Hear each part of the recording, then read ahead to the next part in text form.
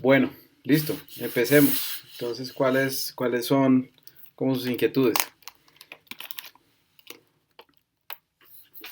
Empecemos con Mateo, que fue quien pidió la sesión. Sí, como para las premisas, o sea, mejor dicho, Ajá. para el formato, Sí, pues toca, obviamente, llenar todo. Mi pregunta es, para las premisas, o sea, yo tengo dos premisas diferentes, sí. que sirve como, por decirlo así, la misma cita. Entonces, no sé si como que puedo usar la misma cita o sea mejor que use dos diferentes.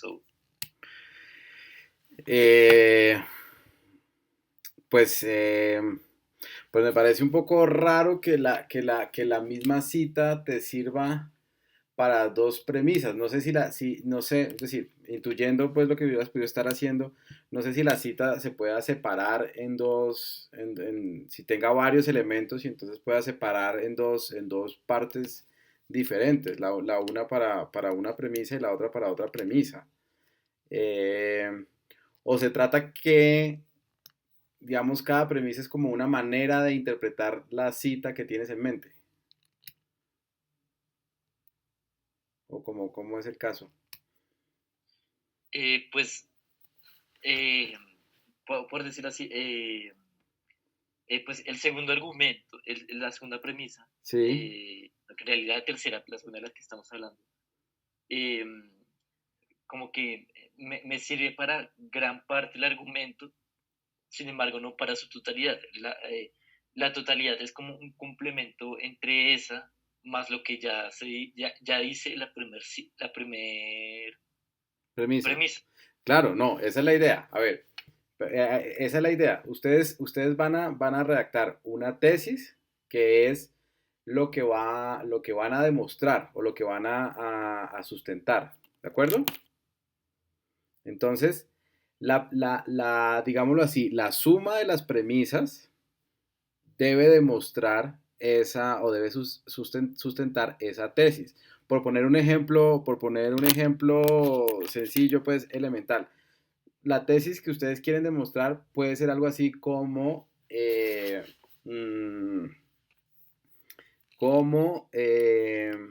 Andrés Páez es mortal. Esa sería la tesis que ustedes quieren demostrar. Entonces, la primera premisa sería todos los hombres son mortales y deberían encontrar entonces una cita textual que demostrara eso, que les ayudara a demostrar eso. Luego la segunda premisa sería algo así como Andrés Páez es un hombre y entonces buscarían una cita que les ayude a demostrar eso.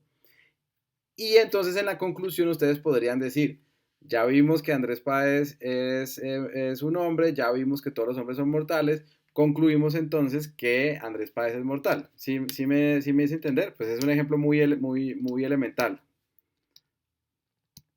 ¿Sí? Sí, Entonces las dos, si dices que el argumento tuyo se está completado por las dos premisas, digamos, vas en la dirección correcta. La suma de las premisas deben, digamos, dar como resultado la tesis. Sí, estoy siendo claro. sí, correcto. Y también, Una, una, precis- una cosa antes, porque de pronto también en esto haya confusión y no lo dije, de pronto no ha sido claro, no lo dijimos y algunas personas por correo me han preguntado como lo mismo, y es que si ustedes solo tienen dos premisas, pues pongan solo esas dos, no tiene que ser obligatoriamente tres, pero sí mínimo dos ideas que ayuden a sustentar su afirmación. Y si tienen cinco premisas, pues adiciónenlas, es decir, abren más casillas y ponen las cinco premisas, ¿de acuerdo? sí, señor.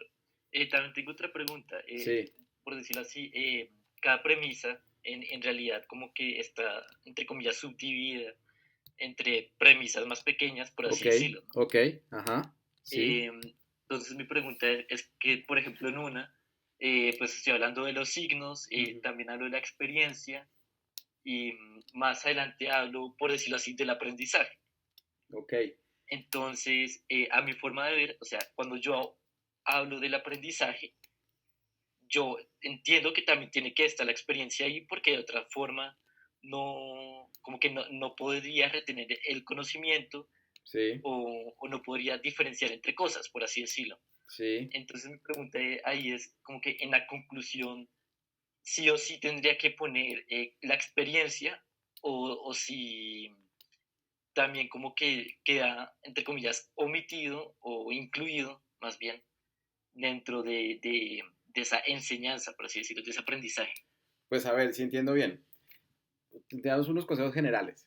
Para recuerda que cada premisa es una oración. Entonces, cada oración debe tener una idea central. Ahora bien, y esta es la razón por la cual no solo la premisa basta para hacer el ensayo, sino que ya luego en el ensayo, digamos en el párrafo donde está esa premisa o en los párrafos en que van a hablar de esa premisa, pues van a poder explicar los detalles de la premisa y, por ejemplo, eso que dice usted, que la premisa tiene implícitas probablemente otros elementos o otras pequeñas premisas. Entonces, si usted pone una premisa que es una afirmación, no sé, me lo voy a inventar, pero una afirmación del tipo, eh, mm, el aprendizaje sería imposible sin la experiencia, por ejemplo. Esa es una premisa y por supuesto, en el párrafo en el que usted trate esa premisa, pues debe seguramente explicar qué está entendiendo por aprendizaje, qué está aprendiendo por experiencia, cuál es la relación que usted ve entre la experiencia del aprendizaje, digamos, no sé, que la experiencia puede ser a través del ejemplo o puede ser a través de la experiencia directa o del testimonio de otros. Es decir, va a elaborar sobre los elementos de esa premisa. Entonces, no hay problema en que la premisa tenga ideas que deben ser explicadas porque precisamente eso es lo que va a hacer en el ensayo. ¿Sí, sí, sí le respondo? Sí, sí, señor, gracias. Ok, pero importante tener en cuenta que tanto la tesis, sobre la tesis sin duda, es una idea. Eh, eh, como las premisas son también una idea.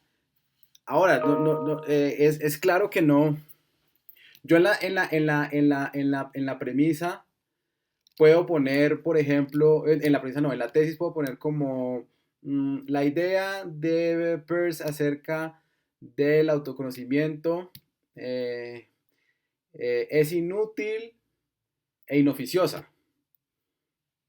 Es una idea, pero entonces en el desarrollo voy a tener que explicar por qué inútil, por qué inoficiosa, a qué me refiero con cada una de las dos cosas. Es decir, está implícito ahí que esa tesis pues tiene, digamos, como dos subtesis, pero puesta en una oración pues es una idea entendible y sencilla, ¿de acuerdo? Y lo mismo puede pasar con las premisas, ¿sí? Sí, señor. Ok. Eh, listo, ¿qué otra pregunta habría? Sí, pues a mí me gustaría tomarme la palabra, Sí, pues ahora que estamos hablando de la tesis, pues yo formulé dos preguntas, pero esta es una que me ha tenido muy pensativo, porque yo soy abogado, pues yo sí, estudio Derecho, todavía sí, no me he graduado, falta un semestre, sí, y mi experiencia pues en clases de filosofía es pues poca, pues vi un curso de libre elección, que es un curso de libre elección y vi un CBU, pues no es mucho. ok, Y cuando nosotros tenemos este tipo de preguntas de ensayo, en donde pues que nosotros como abogados también nos formulamos preguntas de sí o no, ajá, la tesis se ve muy limitada, digamos, porque, pues, o por lo menos en la manera en que nosotros tan rígidos lo concebimos, y es, Sí. la tesis es, espérate, la tesis es que es posible decir que todo autoconocimiento pasa por la experiencia, o no es posible decir que todo autoconocimiento pasa por la Sí, experiencia. sí. Ajá. Entonces, me cuesta mucho es como diversificar esa tesis, pues, o cómo responder algo que no sea como simplón o tonto, porque pues me da miedo poner simplemente mi tesis es posible, Ok. pues copiar la pregunta y simplemente volverla a una Sí, afirmación. esa es una pregunta que también ya me han hecho por correo y que cuando me la hicieron por primera vez caí en cuenta y dije como sí, de pronto ahí hay un cierto defecto en la manera en que hicimos la pregunta. Porque, pues para ser justos pues con los que les he contestado el correo y con ustedes, claro, si ustedes cogen la pregunta del ensayo y le quitan los signos de interrogación, o sea que se vuelve una afirmación, efectivamente eso es una tesis y cumplirían con el objetivo del ejercicio. O si le ponen un no al principio, es decir, si niegan esa afirmación, también esa es una tesis y también estarían cumpliendo con el objetivo del ejercicio. Sería, digamos, la manera más fácil y más expedita de cumplir con el ejercicio, sin duda. Pero entonces, digamos que aquí digamos que ese es como el peligro de estos ejercicios y es eh, como que uno siente como que lo están limitando. Yo también, ustedes podrían asumir la pregunta no como una pregunta, sino como un tema. Entonces, en ese caso, digamos, simplemente les estamos pidiendo que den una opinión, den una postura, una tesis acerca de la experiencia, la relación de la experiencia y el autoconocimiento, o incluso solo sobre el autoconocimiento en Peirce. Entonces no lo asuman como una pregunta a la que ustedes deben responder sí o no, así taxativamente, como el derecho, pues como esta persona es culpable o no, eh, sino como llegar a un pensamiento, a una idea que, que de cierto modo vaya a dar una respuesta a la pregunta. Por ejemplo, les doy una intuición que fue algo que también cuando estábamos haciendo la pregunta pensamos y digamos, menos mal se dio hoy. No sé si ustedes hoy se dieron cuenta que alguien preguntó sobre qué diría Peirce acerca de la meditación. ¿Lo recuerdan hoy en clase? Sí, sí, están mis notas y también hace parte de lo que quiero postular. Exacto. Entonces si ustedes ven esa frase, esa pregunta y la asumen como, por ejemplo, como afirmación y dicen, bueno, ¿qué pasa con la meditación? ¿Qué pasa, por ejemplo, con la gente que reclama tener, digamos, una intuición eh, mm, muy afinada, por ejemplo, o alguien que crea en el nirvana sí, sí, sí, sí, sí, sí pillan para dónde voy.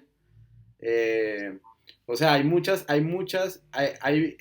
la historia del pensamiento y de la filosofía hay muchas respuestas acerca de cómo llegamos al autoconocimiento, cómo eso es posible. Eh, entonces, por ejemplo, si alguien dijera como, eh, considero que en realidad la meditación es el modo más bueno, el modo perfecto de autoconocimiento, esa es una tesis, no están respondiendo sí o no directamente a la pregunta de Peirce, pero es una tesis válida con respecto a la pregunta que les estamos dando. ¿Sí, sí me hago entender? Sí, sí. Entonces es como, en realidad, tómenlo como un tema, piensen qué dirían ustedes acerca qué dirían ustedes o habiendo leído a Peirce, qué cosas le surgen con respecto a la relación entre autoconocimiento y experiencia y formulen una tesis. Muy probablemente esa tesis estará de alguna manera respondiendo a la pregunta. ¿Sí? Listo. Sí, yo solo me Pero pregunto. sí, hay un modo, digamos, es que no lo quiero poner como que sea erróneo, pero sí, hay un modo simple y sencillo de responder y es poner sí, pero tiene razón o no, pero no tiene razón y sí, esas son dos tesis posibles para el ensayo. Eso me deja mucho más tranquilo, pues yo voy a Ujú. intentar obviamente diversificarlo, pero pues como digo, mi experiencia pues con estos tipos de ensayos, además bibliografía como tan limitada, Sí, ya pues como miedo a la expectativa. Tengo ya. otra pregunta, pero no sé si a los otros les gustaría pues como formular sus preguntas en cuanto a forma, porque la verdad sobre lo que ya hemos leído e investigado, eh, que es de hecho sobre el primer texto que leímos de Percy, no este segundo que hemos discutido en esta clase y en la pasada. Bueno, entonces sí, si quieren, si alguien tiene más preguntas como las instrucciones y sobre la forma del trabajo, digamos, evacuemos esas primero. Y yo tengo una pregunta, Francisco. Sí, Eh, la evidencia textual tiene que ser evidencia de los artículos de Peirce, ¿verdad? sí, exclusivamente de los dos artículos que están en cuestión, sí. Ya. Eso parece aburrido, pero digamos, o como limitante, pero no. En realidad, digamos, pues primero no está obligando a que lean mucho más de lo que ya tenemos leído. Y segundo, pues los artículos de Peirce no son fáciles, ni ninguno, sí, ningún artículo de Peirce es fácil, ni este ni los que vienen. Eso, digamos, está claro, lo entendemos. Peirce es uno de los filósofos que más trabajo de interpretación ha requerido y ha suscitado. Eh, no es algo así, o sea, no sientan algo así como que, por supuesto, ustedes pueden decir cosas tajantemente falsas o equivocadas sobre Peirce, pero muy probable si ustedes le hacen el esfuerzo de leer y tratar de hacer la interpretación, van a decir cosas razonables digamos, sobre Peirce. Entonces no piensen que hay tal cosa como que yo pueda decir como no, esta cita de Peirce no sirve y esta sí sirve o algo así como pues como mecánico, no es. O sea, si ustedes logran mostrar cogiendo la cita que están haciendo una interpretación bastante razonable y con la información que tenemos hasta ahora del artículo es suficiente y es un buen trabajo. Ya, muchas gracias. Uh -huh. Y otra pregunta, más o menos sobre lo mismo, es si es obligatorio escoger una cita de cada artículo o es posible, en cambio, concentrarnos solamente en uno de ellos, es decir, Sí, no. tomar la cita solamente de uno de esos artículos en vez de una de cada uno. No, sí, sí, es decir, eso está en función de la tesis y de las premisas que ustedes hayan pensado. Si la tesis, si las premisas que pensaron solo están referidas a uno de los dos artículos, está bien, no hay ningún problema, no hay ninguna obligación de que tiene que ser una cita de uno y una cita del otro, no. Es de lo que ustedes encuentren, lo que a ustedes les sirva y lo que a ustedes se les acomode y más les haya llamado la atención, etcétera. No hay una Ya. obligación de eso. Y a propósito de la conclusión, Uh -huh. eh, ¿qué tan elaborada debe ser esta conclusión? Usted nos Ok. dice en el plan de texto que no puede ser la mera repetición de la tesis y sus premisas, Sí, eh, pero pues eso todavía le deja a uno muchas, muchas Sí, posibilidades. Es de decir, acuerdo. basta solamente con dar unas cuantas señales sobre por qué las premisas guían a la conclusión, a la tesis, o se trata más bien de hacer un ejercicio pues Sí. muy curioso y desde ya mismo de por qué esto es así. Ujú. Bueno, entonces, eh, tratemos de salir un poco digamos, del asunto como administrativo y de nota. El punto del plan de texto es ayudarlos a ustedes a redactar un mejor ensayo. Entonces, la, la, la idea de la conclusión es que si ustedes lo hacen bien, ustedes simplemente puedan hacer copy-paste y poner esa conclusión al final de su ensayo. Y entonces ya tienen la conclusión hecha. Pero digamos que ese es esa sería como la idea máxima. El problema, Francisco, es que la idea de un ensayo es justamente ensayar. Ajá, sí, sí, sí. Y eso pues va en Exacto. contravía de la Sí, posibilidad sin antes haber ensayado, ajá. escribir una conclusión, Esa, redactar una conclusión. sí, ¿Va? sí, perfecto, muy bien. Sí, es una buena observación. Por eso digo que ese sería como el óptimo, como el mejor caso, pero sé que eso no va a salir así. Por ejemplo, noten ustedes que cuando puse la instrucción para la tesis, que también ahí también hay un problema, o sea, me puede estar contradiciendo luego, pero en la tesis yo les puse, esta tesis debe aparecer casi que tal cual en su texto de ensayo. Porque si les quedó bien formulada la tesis, y es una tesis razonable, simplemente bastaría con pegarla en alguna parte del ensayo, en alguna parte de la introducción del ensayo. Eh, pero para la conclusión, digamos, no puse esa afirmación tan fuerte.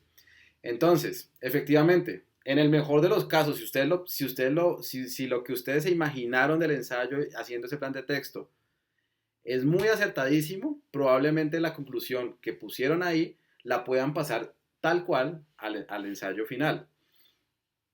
Seguramente cuando uno escriba el ensayo y coja las premisas, probablemente va a decir como, ay, esta premisa no funcionaba tanto como yo pensé, no va debajo de la otra, sino que es más bien principal con respecto a la otra, o mejor se me acaba de ocurrir esta premisa y voy a poner esta otra, y entonces necesariamente la conclusión tiene que cambiar. Pero al mismo tiempo, cuando uno hace el esfuerzo de hacer una conclusión, digamos que uno ya se traza un derrotero, digamos, ya sé hacia dónde voy, por este camino hacia dónde me debe llevar. Y entonces en función de saber hacia dónde me va a llevar, pues se me puede hacer más fácil la redacción. Es decir, claro, digamos, yo puedo salir a pasear por mi barrio y paseando por mi barrio sin tener un destino fijado de antemano, puedo descubrir muchas cosas chéveres y darme cuenta de muchas cosas. También puedo perderme, pero puedo descubrir muchas cosas chéveres. Pero de pronto a veces, si no tengo tiempo, si no es mi interés, saber que voy a salir hacia la tienda y que no me voy a distraer en otros posibles caminos, me ayuda a ser más eficiente. Ahí ya es un poco lo que ustedes escojan.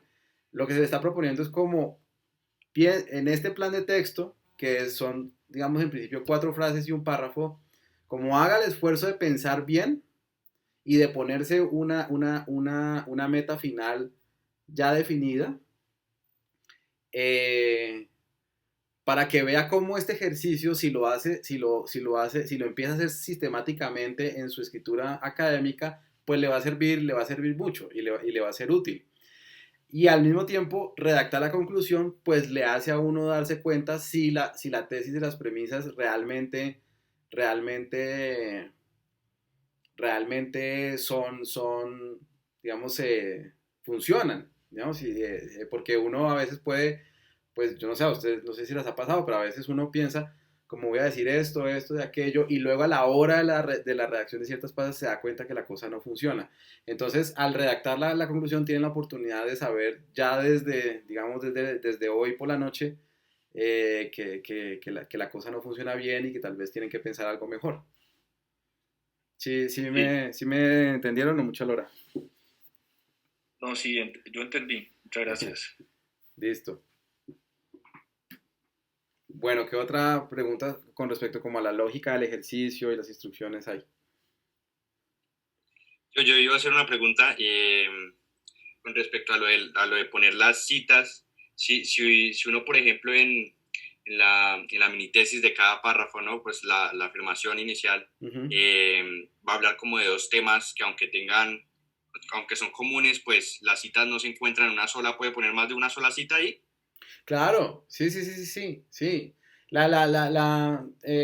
decir, en la instrucción está puesto, muestre al menos una cita, una evidencia textual que soporte su premisa. Pero si usted tiene varias y las varias son importantes para, para sustentar su premisa, claro, lo puede hacer. Listo. Y no hay restricción con que sea más de 40 si uno pues sigue las restricciones de APA para más de 40, ¿cierto? O sea, uno puede poner ahí, lo que pasa es que en la página, como la página es tan extensa como de ancho y ocupa todo, uno dice, bueno, esto aquí no hay más de 30, pero uno coge de un lado al otro y le salen más de 40. Entonces, puede pasar. No, pero es decir, esa regla de las 40 palabras, ¿cierto? Sí. Entonces, esa regla se refiere a que si la cita que uno está haciendo tiene menos de 40 palabras, la cita se pone, digamos, en el párrafo que uno está escribiendo. Pero si la cita tiene más de 40 palabras o más, se pone en un párrafo aparte con sangría. Sí. Es solo eso. Uno puede citar si es pertinente y si es realmente necesarísimo y si no hay ninguna palabra que sobre. Si la cita de uno tiene 200 palabras, pues hay que poner las 200 palabras. Pero entonces en el caso de que tenga 200 palabras, 80 palabras, 100 palabras, pues hay que seguir la norma de citación de APA. Digamos, ahí sí tienen que remitirse al manual. Pero la regla es esa. Si tiene más de 40 palabras, se pone en un párrafo aparte y con sangría. Sí, sino que la pregunta como tal ¿se puede poner ahí en el documento una cita de esas que tenga más de 40? Ah, ya lo entiendo. Sí, lo que tenga, lo que sea necesario. Bueno, de pronto, no, pero no lo confundo. Sí, lo que tenga la cita. Sí, sí. Ah, vale, listo. Y en cuanto a lo que hablaban ahorita de la tesis, qué pena volver ahí otra vez. Usted decía que uno podía hacer la sencilla, hacer la afirmación y la negación, Ujú. pero si uno hace la afirmación y no solo deja o sea, no solo le quita los interrogativos, sino que da los motivos de manera general, ¿no sería mejor? O sea, sí es posible, ya que, y se dan como las razones de manera general que se van a desarrollar en las premisas. También me han hecho esa pregunta y tengo un conflicto con contestar esa pregunta. No, es decir, lo que le puedo contestar es que si lee cuidadosamente la instrucción o el recurso de Leo eh, sobre cómo hacer una tesis, tiene la respuesta a esa pregunta. Es que, digamos, si se la respondo un poco, le estoy haciendo la tarea. Es que yo ya he usado, o sea, ya he usado tesis así y no me ha ido mal. Ya. O sea, la experiencia me dice que uno puede presentar las razones que va a defender, o sea, la tesis presenta los motivos por los cuales uno dice la afirmación, pero pues no muy desarrollados, sino pues de manera general, como nombrándolos, enumerándolos, porque la idea no es desarrollarlos ahí, sino que incluso el mismo orden en el que uno presenta las razones ahí va a ser el orden en el que uno las presente en los párrafos, ¿no? Porque pues la Sí. idea es que si a uno le dicen, por ejemplo, en este caso, si es posible que el autoconocimiento refleje el mundo porque una persona se hace autoconsciente de sí mismo a partir de la experiencia, o sea, a partir del error y lo que decía de los niños, ¿no? Un ejemplo. Sí. Pues sí, a partir de hechos externos, pero entonces lo desarrolla luego en el párrafo, sí. Ay, hombre.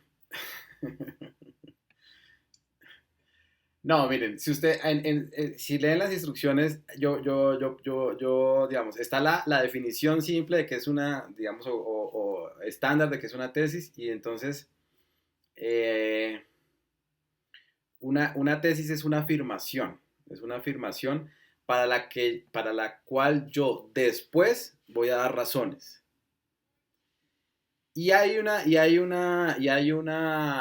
No es una instrucción, sino como un tip que pongo ahí, y es, cuando usted redacte las premisas, si usted coge la tesis y la premisa y entre los dos pone un porqué, la cosa le debe hacer sentido. Lo que, digamos, sugiere que la tesis no tiene porqué. Sí, sí me la pilló, ¿no? Sí, sí, pues sí, uno, si hace eso, pues si hace eso, pues sí, no le haya sentido a la afirmación, Es decir, porque no, pues sí, estaría o razonando sobre eso. se lo contesto así, no, una tesis no tiene razones, no tiene razones. Una tesis es una simple afirmación, una simple en el sentido de, es decir, puede ser una afirmación de 200 palabras, pero es meramente una afirmación, ¿no? Digamos, usted no es el abogado, ¿cierto? No, no, no, no. No, pero es como, digamos, como la sentencia, como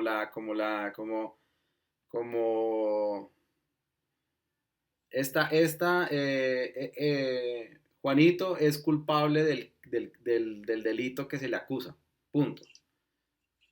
Y entonces uno pasa a dar razones por las cuales usted está afirmando eso. Pero la tesis no tiene razones. Ok, vale, listo, listo. Ya. Me, me derrumbó mis preconcepciones de las mentiras, pero sí, gracias, Es gracias. que yo puedo entender que a veces uno puede encontrarse unas tesis formuladas de tal manera que den esa impresión de que están dando razones, eh, pero no, háganlo simple. Una tesis no tiene razones, punto. Quedémonos, convengamos eso aquí. Listo, listo, listo, listo. Vale, porque por ejemplo, en la que usted habla de lo de la meditación, Ajá. o sea, la vaina es que como uno no puede ir más lejos del texto mismo, se queda corto a la hora, por ejemplo, de explicar la meditación, tendría que partir de sí mismo para dar una definición de la meditación. Y yo no sé eso qué tan apropiado sea, por ejemplo, para un ensayo, ¿no? Sí, en donde precisamente usted va a exponer a una actividad, pero que es lo que usted piensa que es la actividad, y más no como sin tener literatura sobre el caso. Pero eso es como un problema aparte del problema sintáctico que estábamos hablando, y es que uno se queda corto, como decía. Bueno, en lo que está diciendo, o sea, cojamos el ejemplo de la meditación en lo que usted está diciendo. Una tesis del ensayo puede ser, la meditación es un modo privilegiado de autoconocimiento, por ejemplo. Esa es una tesis. Esa es una tesis, y, y usted puede mostrar por qué esa tesis está respondiendo a la pregunta. Eh, digamos, yo considero que esa tesis responde a la pregunta. No estoy diciendo que yo considero que eso es cierto, pero estoy diciendo que eso es una respuesta razonable a la pregunta. Ahora bien, si usted tiene esa tesis, usted tiene razón, eventualmente va a tener que explicar qué es la meditación o de qué meditación está hablando. Si estamos hablando de algo religioso, si estamos hablando del yoga, si está hablando de cuando yo me siento a pensar en la vida, así nomás, aquí sentado, en fin, no sé. Entonces usted tiene que explicar eso. Si usted necesita una cita, una fuente de otra cosa para explicar la meditación, en ese caso está bien. De lo que no se pueden citar otros textos, otros textos de interpretación de Peirce. ¿Sí me hago entender? ¿Sí es claro eso? Ok. ¿Ya? Sí. ¿Ya? O si usted hace una afirmación no sé, el 80% de la gente afirma que no se conoce a sí misma. Pues evidentemente esa afirmación usted tiene que decir como esta afirmación es de la encuesta del diario El Tiempo, publicada el 5 de enero del 2020. Esa cita tiene que proveerla porque lo requiere su información, pero no es una cita, y es una cita en este caso legítima, porque no estamos hablando de una cita externa a los textos de Peirce para hacer una interpretación de los textos de Peirce. Digamos, las citas deben estar restringidas al texto de Peirce en cuanto a la interpretación de los textos de Peirce. ¿Sí? ¿Sí me entendieron? Sí. Ok. Listo. Bueno, ¿qué otra pregunta hay así de mecánica, digámoslo? Yo tengo una. Sí. Es que yo, por ejemplo, estaba pensando o bueno, no, porque eso sería decir, o sea, yo lo que me estaba preguntando era, si yo quiero plantear entonces esto como en unos términos que no sean estrictamente los de Peirce, para que no sea una retahíla o sea, porque digamos que yo fundamentalmente estoy de acuerdo con Peirce, Sí. pero entonces no quiero simplemente repetir sus argumentos y ya. Sí. Entonces yo estaba pensando en plantearlo tal vez como en términos más lingüísticos, pero no sabría entonces cómo coger evidencias textuales por, o sea, tal vez podría, o sea, sí, no es como si estoy tratando de plantearlo en unos términos en los que no vaya a ser simplemente una repetición de los argumentos de Peirce, entonces cómo uso una evidencia textual que se restrinja a Peirce. Ah, le entiendo.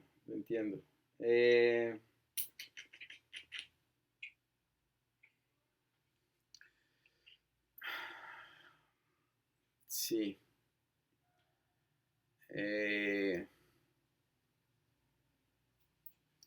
A ver,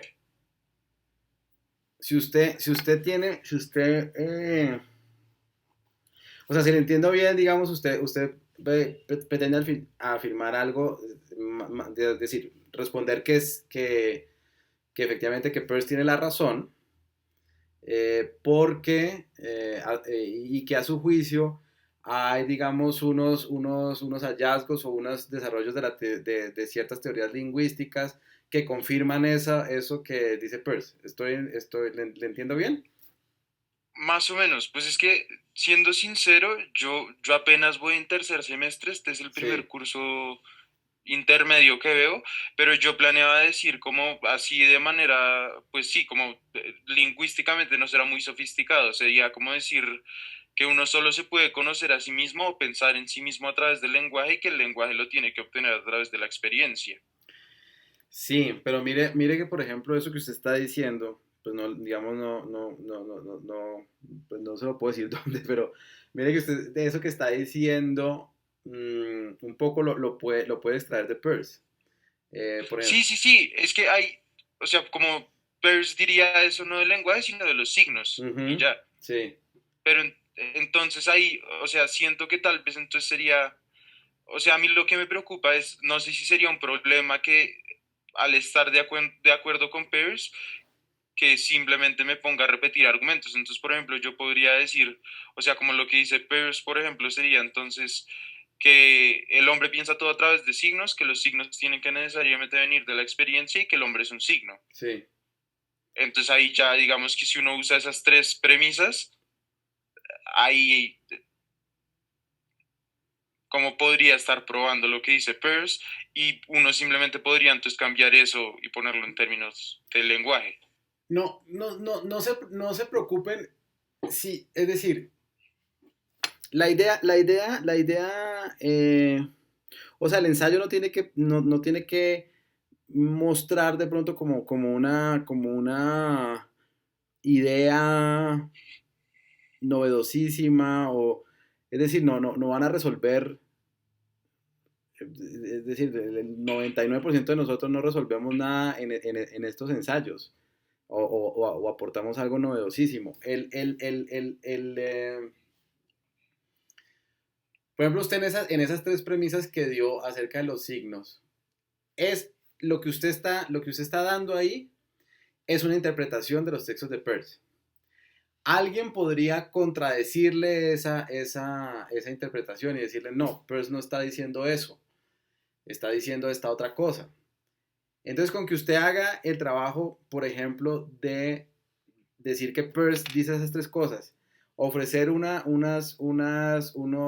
evidencia textual y explicar por qué esa evidencia textual o de qué manera esa evidencia textual apoya esas afirmaciones que usted está haciendo, eso es bastante suficiente. Entonces, digamos, lo que usted estaría haciendo es, estoy diciendo que esta es una interpretación razonable de lo que dice Peirce, la confirmo con esta evidencia textual, y dado que eso es una interpretación razonable y dado esas premisas, concluyo que efectivamente Peirce tiene la razón en que el autoconocimiento proviene de la experiencia.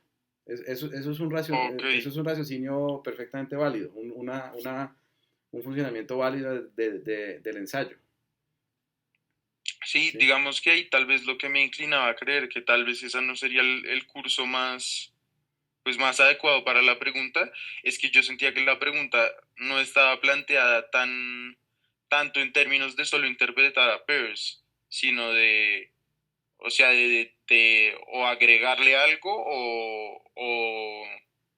o retrecharle algo, porque, o sea, la Sí. pregunta no era como si Peirce sostiene eso, Uh-huh. sino si tiene razón. Y digamos Sí. que decir que tiene razón basándose en sus argumentos era como lo que me molestaba.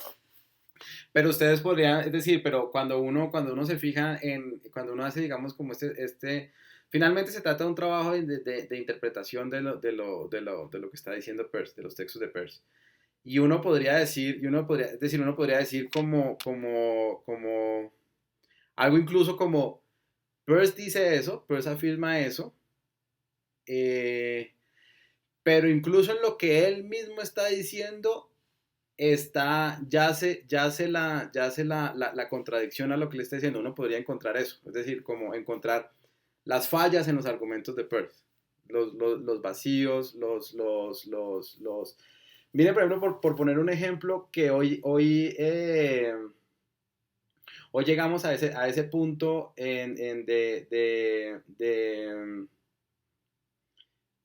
llegamos a esa frase que creo que era algo así como que la manifestación fenomenal de una sustancia es la sustancia misma, que no hay nada más detrás de eso. O sea, recuerdan que hacia el final de la clase hoy llegamos como a esa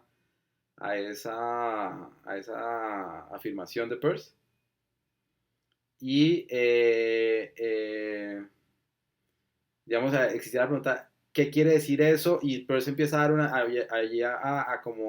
dar como unas ciertas razones, como que quiere decir que uno se piense a sí mismo como un signo. Ahí, digamos, Peirce mismo no está dando una respuesta. Uno podría explotar el hecho de que no hay una respuesta muy contundente en el artículo de Peirce para tratar de mostrar que él, por ejemplo, está equivocado. Digamos, pues no me vayan a comprar este cuento por completo, pero esa es una manera en que uno puede operar en un ensayo como estos, como si el mismo Peirce está llegando a una conclusión que le es difícil de sostener o que le es difícil de sustentar, de pronto es que lo que hay en su funcionamiento argumentativo no es tan sólido como parecía al principio, y entonces voy a señalar unas cosas difíciles.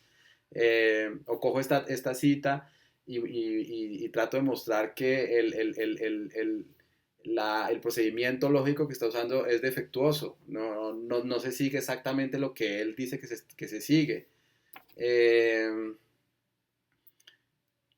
Bueno, sí, sí, sí, ¿sí me entiende más o menos? Sí, sí, sí.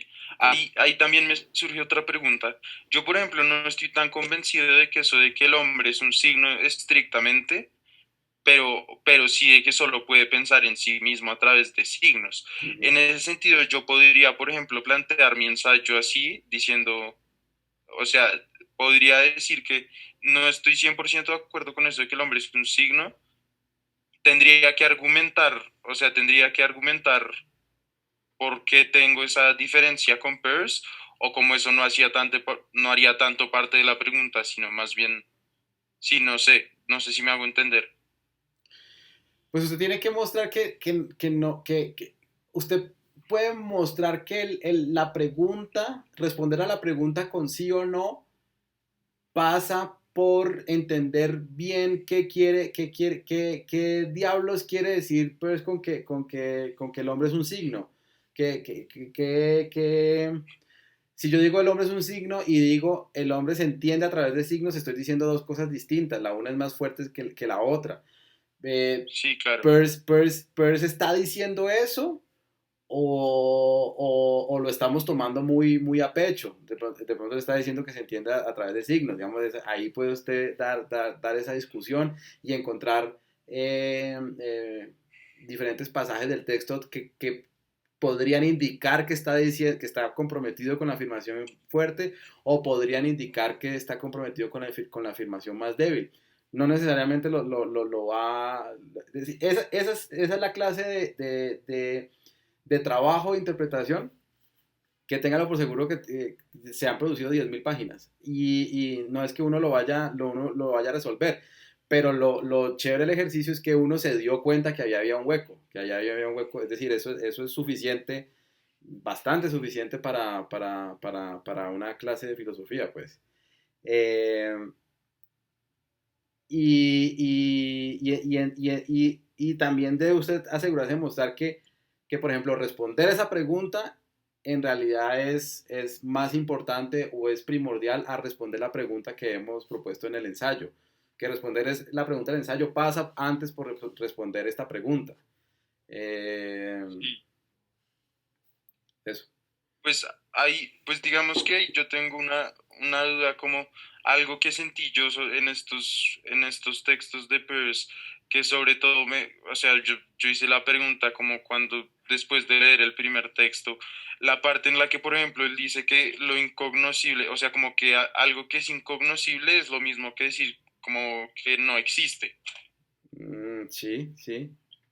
Y entonces también esto mismo que pasa ahora entonces de decir que cuando dice que el hombre es un signo o cosas como por el estilo, yo ahí siento que, o sea, no sé, me da la impresión de que es muy empirista, de que se parece mucho a lo que dice Berkeley de ese es percepi, Ujú. como de ser es ser percibido, pero no sé si es llevarlo muy al extremo, porque, o sea, sí o sea, como lo que entiendo, porque o sea, lo que respondió Páez cuando le pregunté qué era lo que estaba diciendo, cuando decía que es lo mismo incognoscible que metafísico, es que cuando uno trata de pensar en algo que es incognoscible, es lo mismo que pensar en algo que no existe. Pero entonces, como ahí, como, sí, no sé, como en términos lógicos o eso, como si no es decir lo mismo que lo de Berkeley, no sé. Pucha. Ahí hay una.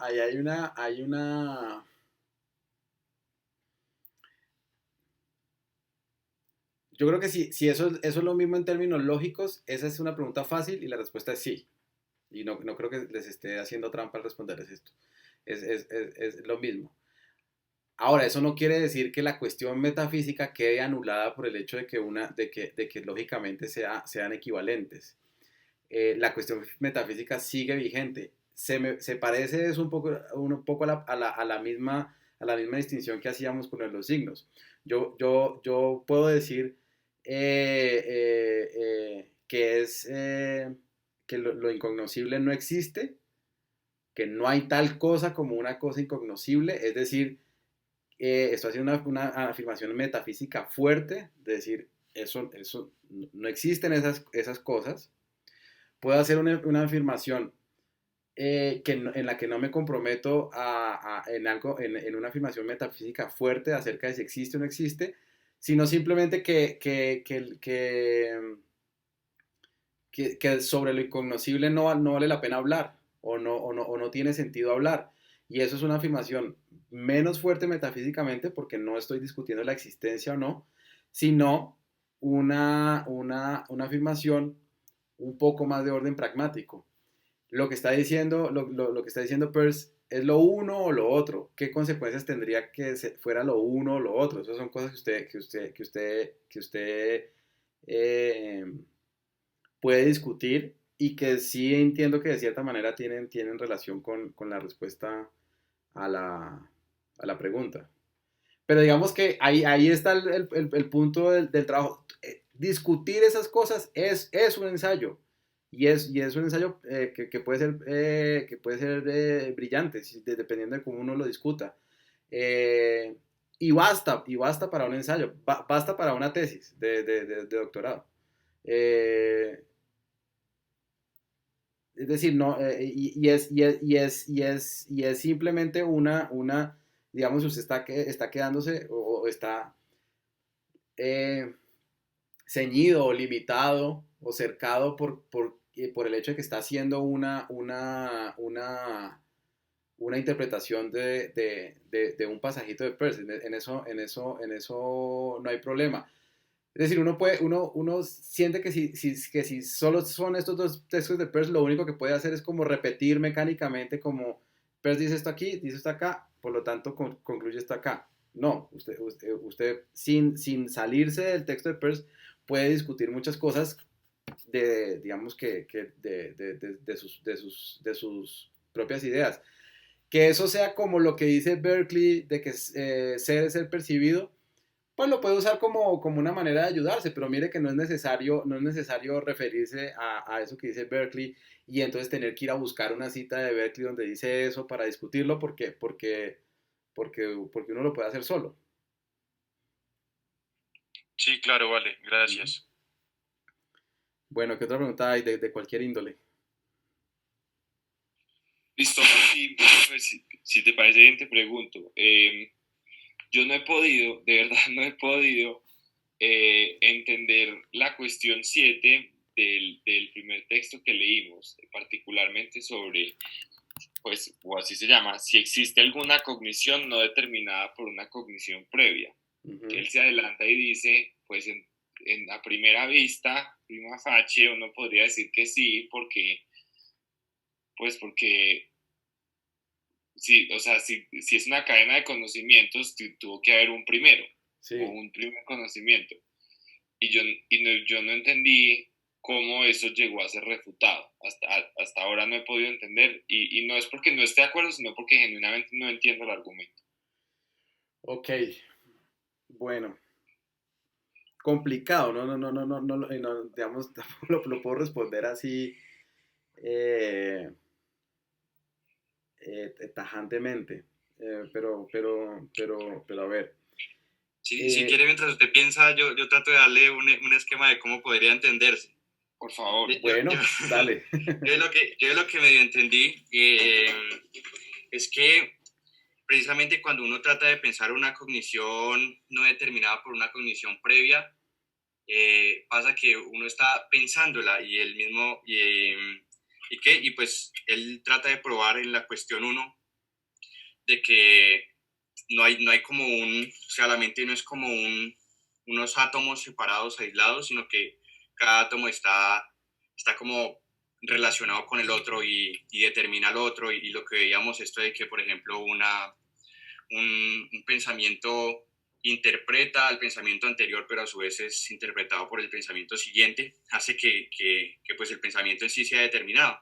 Entonces, cuando se trata de pensar una cognición anterior a todo, la está determinando a la vez que la intenta pensar, porque es imposible tener un pensamiento sin que ese pensamiento esté determinado o interpretado por otro.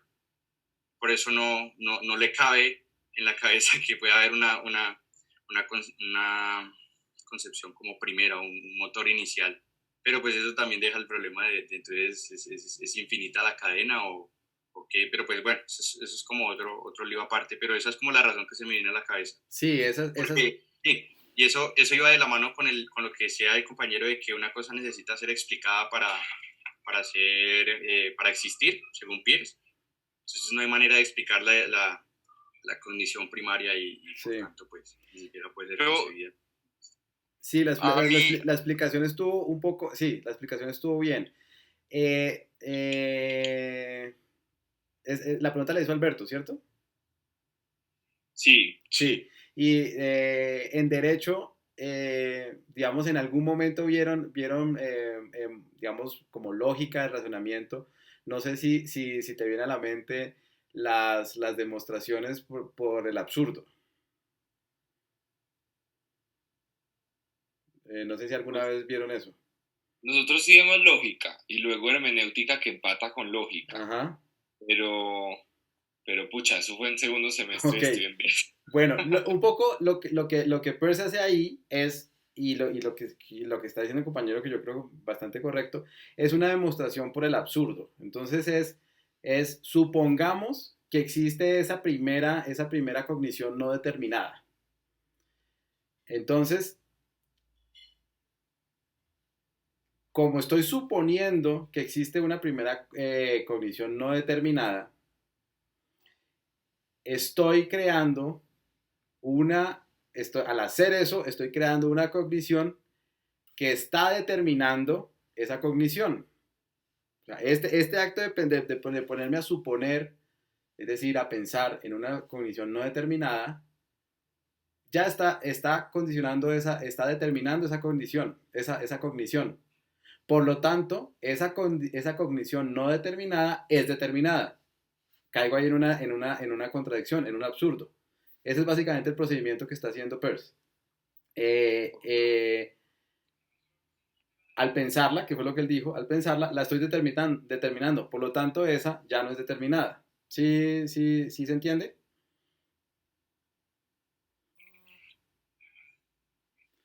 Sí, Y sí, esa, y esa, y esa, y esa, y esa, Mateo pregunta si eso no sería una hipótesis, pero como estamos hablando de cogniciones y todo contenido mental es una cognición, incluso lo hipotético, entonces digamos que ahí no cabe ese problema. Entonces, cuando uno hace eso, a uno le queda la sensación como, bueno, sí, es absurda, pero de todas maneras uno debería poder ir más atrás y más atrás y más atrás y llegar a un punto cero, donde dice, esta fue la primera cognición que yo tuve a los 2 minutos de haber nacido. Una cosa así, ¿cierto? sí. Eh, eh, yo creo que eso va a tener, digamos, se va a aclarar un poco más adelante y es como el gran golpe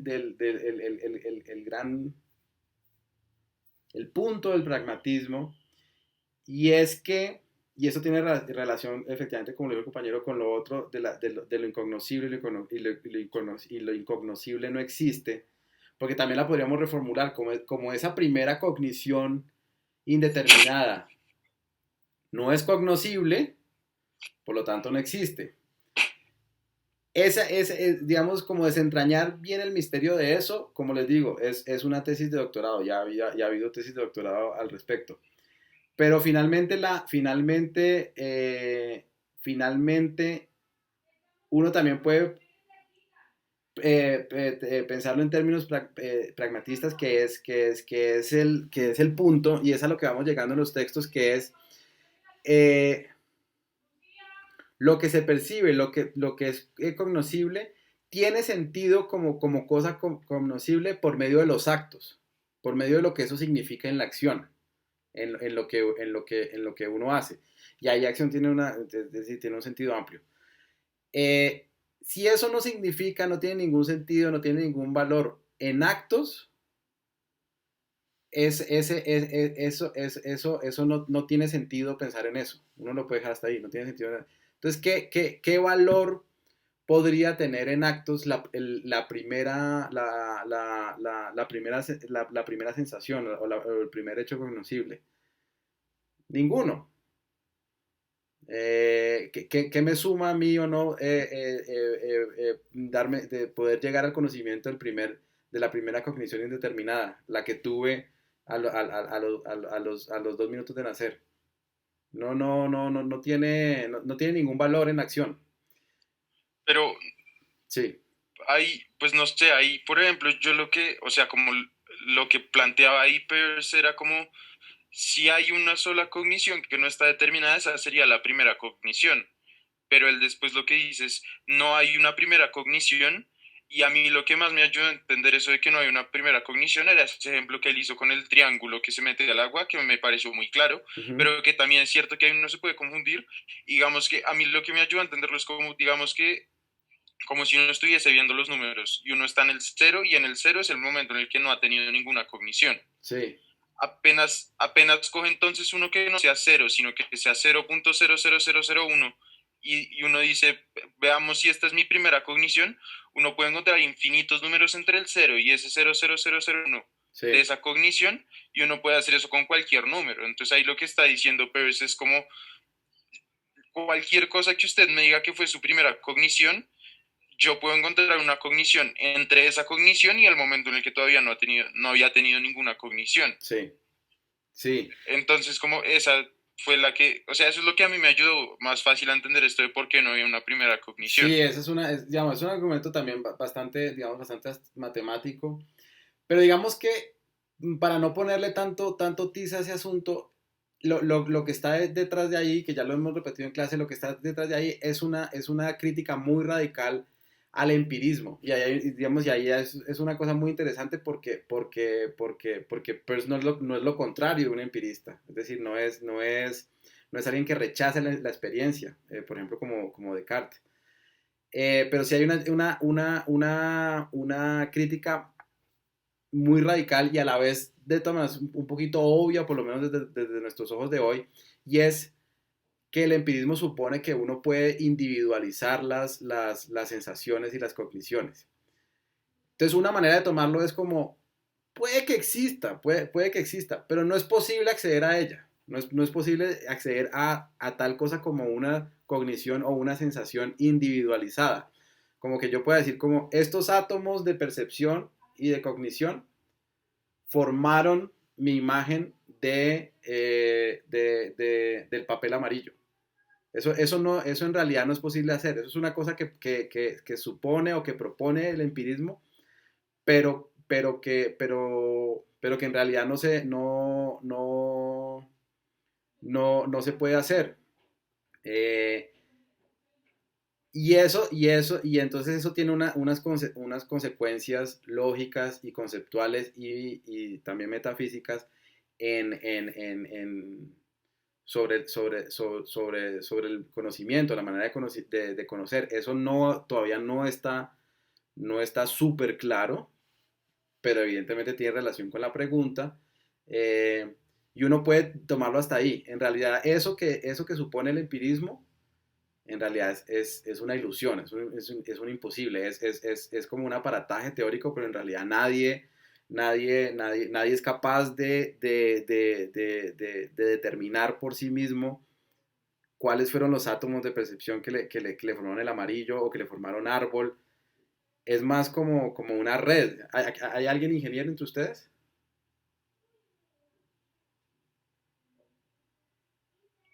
¿Están ahí? Yo sigo acá, pero como soy abogado me quedé muy callado porque está más contrario que ingeniero. Sí. No hay ingeniero, yo tampoco soy ingeniero. Ujú. No, estaba pensando, es que de pronto me voy muy lejos, pero estaba pensando eh, también ahí entra un poco esta idea a la que también llegamos hoy, que es la idea de comunidad. En realidad, el conocimiento, según pues, proviene de la comunidad. Digamos, la contra para, para, para, para decir, porque a veces uno tiene digamos, esa idea.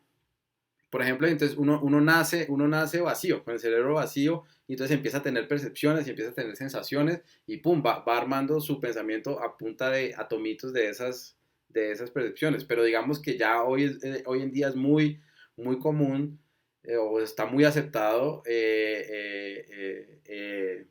entender que desde el momento en que uno nace, digamos, viene con una carga digamos, con un software social que determina la manera en que va a entender y en la que se va a aproximar al mundo. Ese software social es más como una red que como una cadena de deducciones y de hipótesis de deducción que uno va haciendo. Entonces, y es imposible determinar este pensamiento de dónde provino exactamente, porque está relacionado con muchos elementos de una red. Ahí ya me estoy yendo un poco muy, muy, muy, muy lejos, pero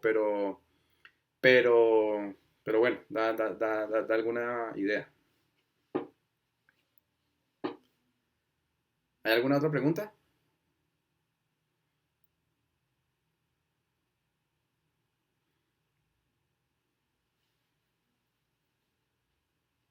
Yo estoy bien y muchas Ok. gracias pues a todos, de hecho a todos muchas gracias por responder a mis preguntas. Ok.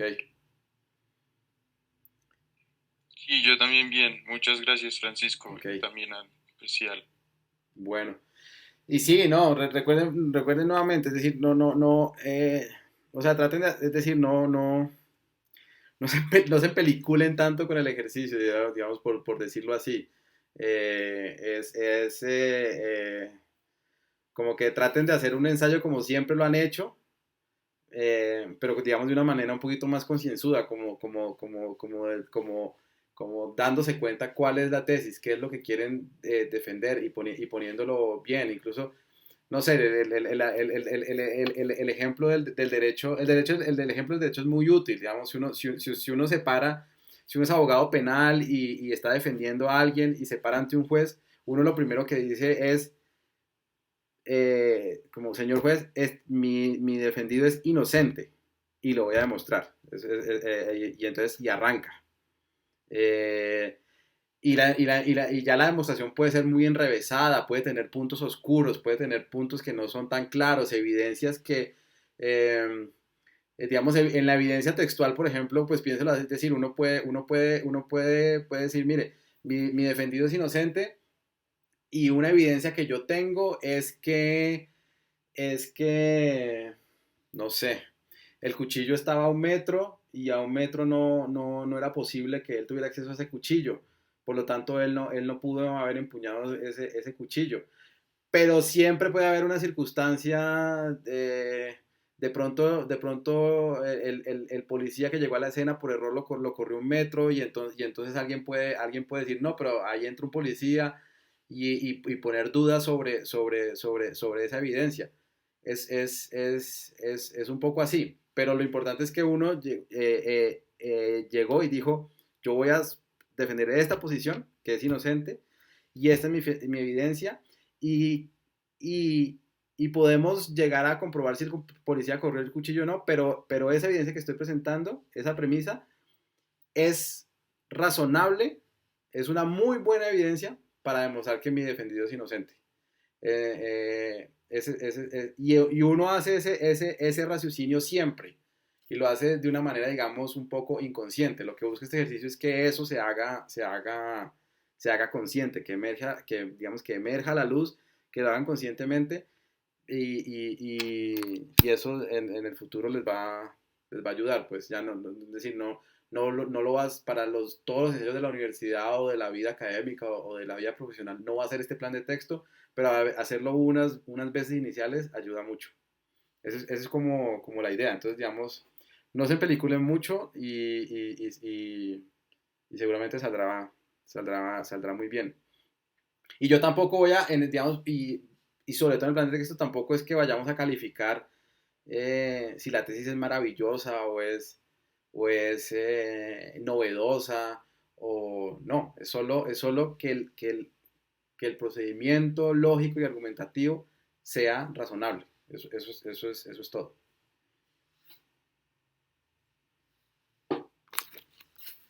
Bueno, pues yo creo que podemos terminar por hoy. Listo, gracias. ¿Listo? Nos vemos. Ok, bueno, que esté muy bien. Francisco, una Sí. cosa rápida. Francisco, Sí, sí, ¿sí me escucha? sí, lo estoy oyendo. Una cosa rápida. ¿Usted va a calificar esto esta semana para que nosotros tengamos el ensayo para la otra o cómo es? Claro, yo voy a confirmarlo, pero yo creo que tengo, que con Páez quedamos en que tenía tiempo hasta el lunes. Y por supuesto, o sea, usted, es decir, el lunes ponemos la fecha límite para la entrega del ensayo. Es decir, el ensayo no lo hacen sin que yo no haya, no les haya retroalimentado este ejercicio. Vale, listo, gracias. ¿Listo? Ok, Y gracias a todos. bueno. Chao, gracias. No, gracias.